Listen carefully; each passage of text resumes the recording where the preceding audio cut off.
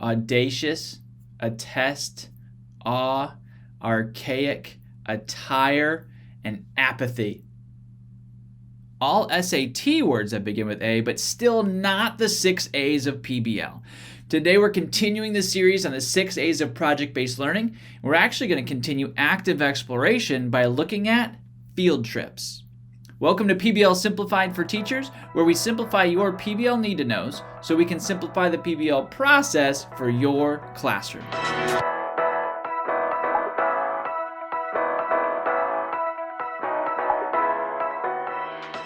Field trips fit into active exploration, and it's a key portion to the conversation. So you really need to go back and check out that video on active exploration. We'll put a link down in the description, because just going on a field trip does not automatically mean that you're going to actively explore things. It takes more than that. You've got to develop some inquiry, if you like.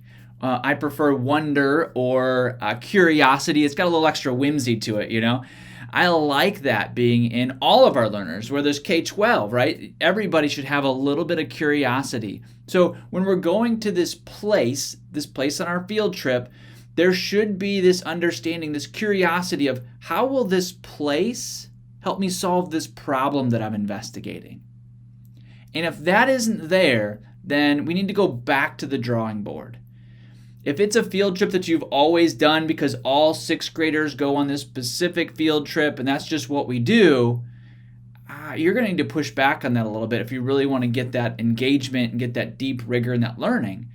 We really want our learners to get off the bus thinking, or going virtually to a place, thinking, I'm going to go here to help me solve these problems that I'm investigating for the community. They should have questions that they've already come up with. They should really be in a position, we've positioned them well to be like, man, if I could just go there, that would be really helpful. If we're talking about safety in the community and we decide that we're going to look at a playground and say, are all of our playgrounds safe for all of our young learners?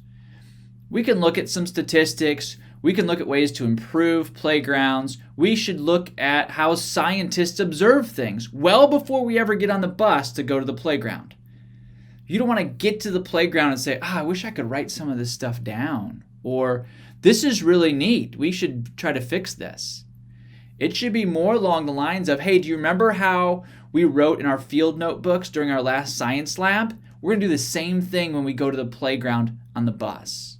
And don't forget, when we create our solutions, we're going to be presenting them to the councilman. And he's going to take those ideas and implement those. So make sure you take a careful scientific eye while you're there. We're not there just to jump on the slides, although we might do that. We really want you to be there to look with your notebooks and come back with your observations, your suggestions, and some possible solutions. So then when your learners get off the bus, they don't just see a swing set. They see the fact that you need more mulch around some of the rocky areas because kids could get hurt. They see a broken piece of equipment before they see the slide that they want to go down, because they're really there thinking like a scientist, thinking like someone that solves problems, because they are someone that solves problems. And they have this curiosity built up, and they have these questions of, I've got this problem to solve to make things safer for my younger brothers and sisters and the kids that come after me. And it's my duty to go there and find good solutions so that we can solve those things for them and make the world a better place. That's totally different than, hey, let's hop on a bus and go someplace today. There's a John Maxwell quote that I lean on often for reflection. And he says that experience is not the best teacher, but evaluated experience is the best teacher. And the same thing can happen. We can make a similar mistake with our field trips. A field trip is not the best way to actively explore. A well-positioned field trip can be the best way to actively explore. And if we miss that, and our kids just show up and we expect them to actively explore, but we haven't positioned them there to be ready for that, we will make that mistake and your field trip will be a fail. And it'll be more difficult to get your next one. But we learn from failures, right? In fact, my book, Project-Based Learning Stories and Structures, is subtitled Wins, Fails, and Where to Start. because we are going to fail, and we can definitely learn from those things if we're evaluating them. And we've got some PBLers that have had some tremendous wins, and you've heard about them throughout this PBL Simplified YouTube series. And we've got some in the book that you can learn from. Take those same things and do them. Listen to the fails, do something different. And if you go pick up this course, there'll be this book. You actually get a free course with it. There's a link down in the description. So you can skip a bunch of the fails that we've had in our journeys, and you can learn from those.